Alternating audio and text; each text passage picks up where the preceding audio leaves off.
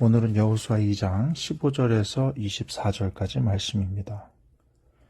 라합이 그들을 창문에서 줄로 달아내리니 그의 집이 성벽 위에 있으므로 그가 성벽 위에 거주하였습니다.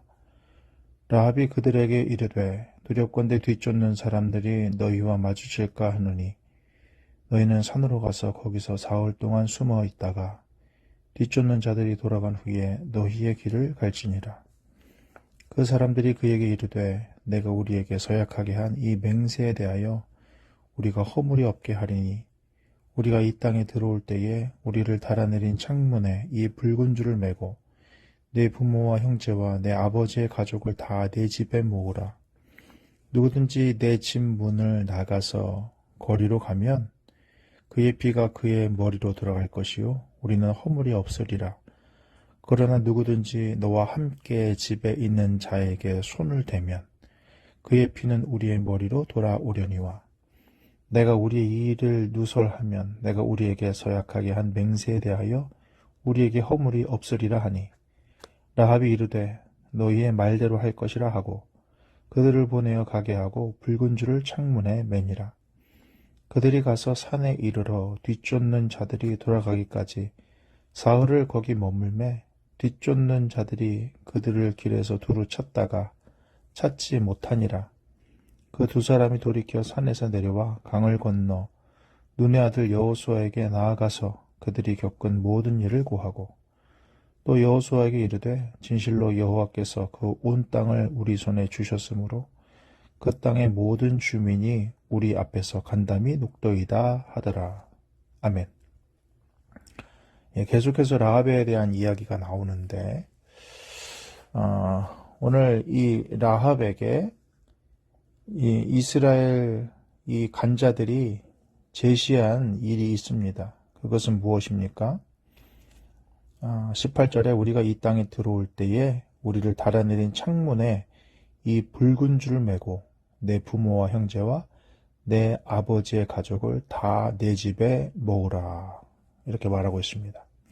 그렇게 할 때 어떻게 됩니까? 19절 누구든지 내 집 문을 나가서 거리로 가면 그의 피가 그의 머리로 들어갈 것이요 우리는 허물이 없으리라.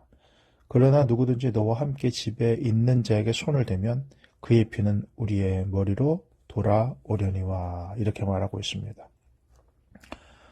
하나님의 말씀을 들을 때에 성경에 보면은 하라는 것과 하지 말라는 것이 있죠. 십계명이 아주 대표적인 말씀인데 하라는 것, 하지 말라는 것이 섞여 있습니다. 하나님의 말씀은 우리가 단순히 지적인 동의만 가지고 있는 것이 아니라 우리 생명의 삶 오늘 아침 묵상 에세이를 보면은 명사적 믿음에서 동사적 믿음으로라고 되어 있는 그런 인용된 부분이 있는데요. 단순히 지적인 동의를 말하는 것, 이것은 명사적 믿음이라고 합니다. 그래서 예를 들어서 운전을 매뉴얼을 가지고 배운다든가 하는 것이죠. 그러나 실제로 운전을 하려면은 차를 몰고 나가야 되는 것이죠. 머리로 배운다고 해서 실제로 할 수 있는 건 아니라는 겁니다. 믿음도 마찬가지라는 거죠. 지적인 동의만 했다고 되는 게 아니라 실제로 삶으로 구현해내야 된다 하는 이야기입니다. 그게 복이 되고 은혜가 되고 생명이 된다. 오늘 말씀도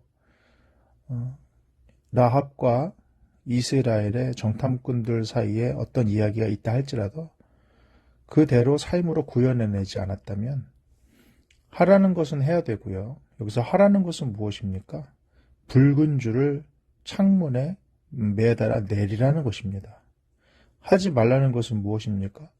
부모, 형제, 가족이 그 집에만 있어야지 밖으로 돌아다니지 말라는 것입니다.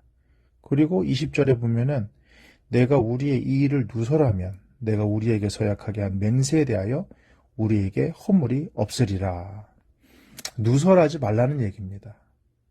성경은 언제나 하라는 것, 하지 말라는 것이 같이 나와 있어요. 예수님도 마찬가지죠.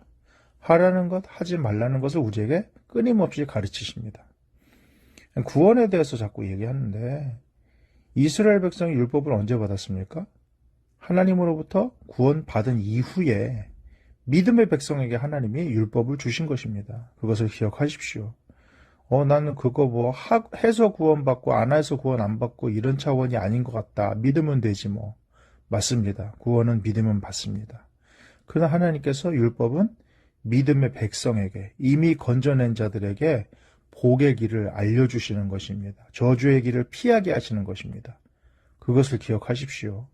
우리는 이미 구원받고 안 받고의 길을 그런 수준을 벗어난 자들입니다. 어떻게 하면 복의 길, 형통의 길을 갈 수 있나? 어떻게 하면 하나님 기뻐하시고 하나님께 영광 돌릴 수 있는 길을 갈 수 있나? 이것을 말해주는 것이죠.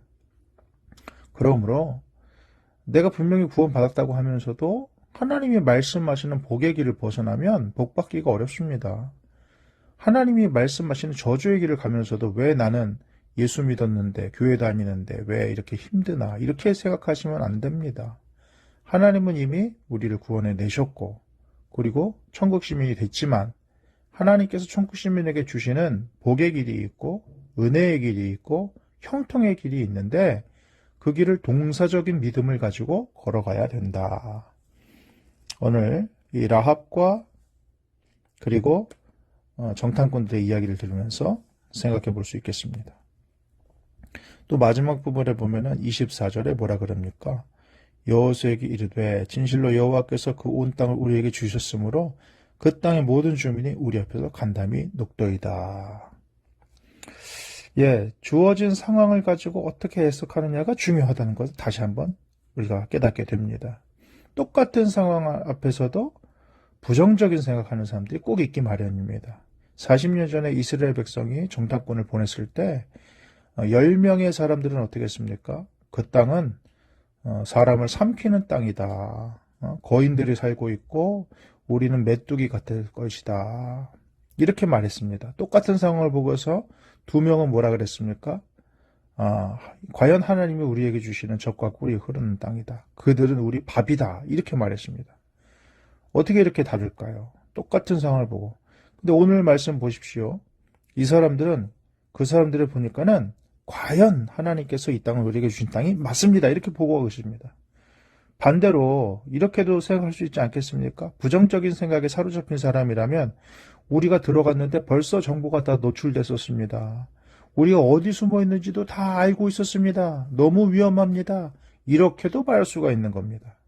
그런데 어떻게 됐습니까? 이 사람들은 그런 상황에 대한 것이 중요한 것이 아니라 과연 하나님께서 준비된 것입니다. 하나님께서 우리에게 주신 땅이 맞습니다. 이렇게 믿음의 눈으로 바라보며 보고하고 있었습니다. 사랑하는 여러분, 시각이 중요합니다.